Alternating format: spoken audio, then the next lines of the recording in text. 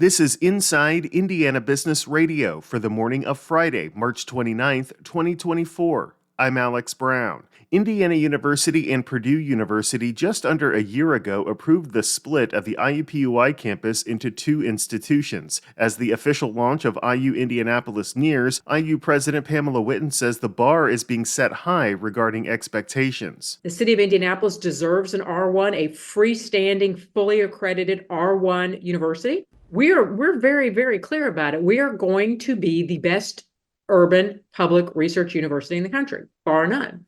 And we're on our way. IU Indianapolis is putting a premium on STEM education and innovation by building a new science and tech corridor. Fort Wayne Mayor Tom Henry died Thursday after a short battle with stomach cancer, his family announced Thursday night. He was 72. The news of Henry's passing came just hours after his family said the mayor had entered hospice care following a cancer-related medical emergency early Wednesday. A city spokesperson told IIB that Deputy Mayor Carl Bandemer is now serving as acting mayor for official duties and actions of the mayor's office until a replacement is named to finish Henry's term. Merrillville-based NiSource has named Vince Parisi, who has been serving as interim president and chief operating officer of subsidiary Northern Indiana Public Service Company, to the position on a permanent basis. Mike Hooper left the role earlier this month to serve as the president of Milwaukee-based We Energies and Wisconsin Public Service. From the number one source for Indiana business news, this is Inside Indiana Business Radio. Southwest Indiana, your bold future starts here. IBJ Media, Inside Indiana Business, and the IEDC invite you to the third annual Engage Southwest Indiana, April 12th in Evansville, presented by CareSource, Indiana University, and Old National Bank.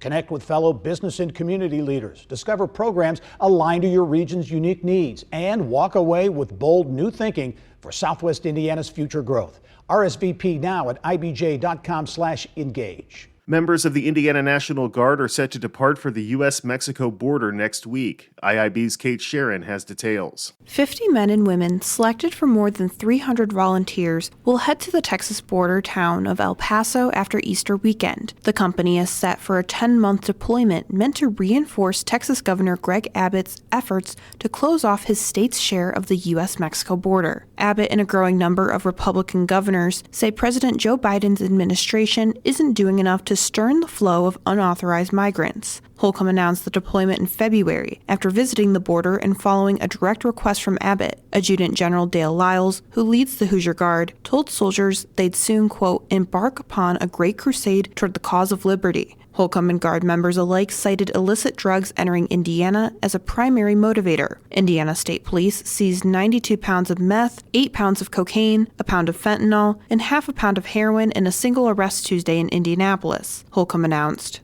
But he said it's unclear if the drugs entered the country through El Paso because of the arrest's recency. Soldiers are being called up under state active duty, meaning the state of Indiana pays their salaries. The deployment is expected to cost the state of Indiana about $7 million, including pay and allowances, hotel accommodations, transportation, supplies, and maintenance. An earlier statement from the Guard said it had sufficient funds to cover the costs. Kate Sharon, Inside Indiana Business, Radio. The state's Economic Development Agency announced Thursday that it has secured more than $20 billion in committed capital investment during the first quarter of 2024, the best quarter on record in the category. The Indiana Economic Development Corporation said 45 companies committed to spend a total of $20.68 billion on their projects in the state in the coming years, a figure that clocks in at nearly three-quarters of the entire capital investment commitments of 2023, when the state brought in a record $28.7 billion.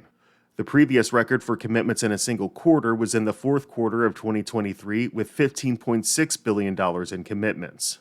Garmong Construction President Paul Okeson is this week's guest on the Business and Beyond podcast with Gary Dick, presented by PNC, a weekly conversation with high-profile Hoosiers in business, sports, and entertainment, and beyond. Available now from your favorite podcast provider. I'm Alex Brown for Inside Indiana Business Radio on Demand.